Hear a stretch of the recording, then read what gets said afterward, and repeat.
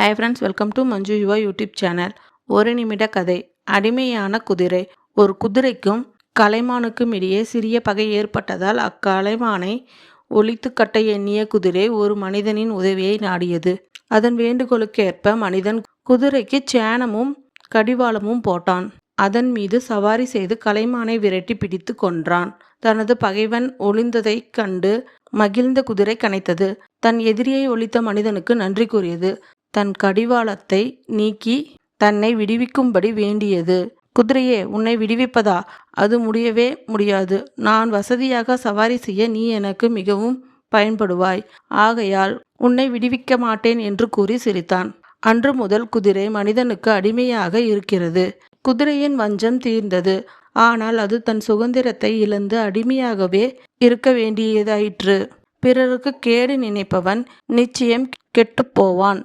நன்றி. Thanks for வாட்சிங்.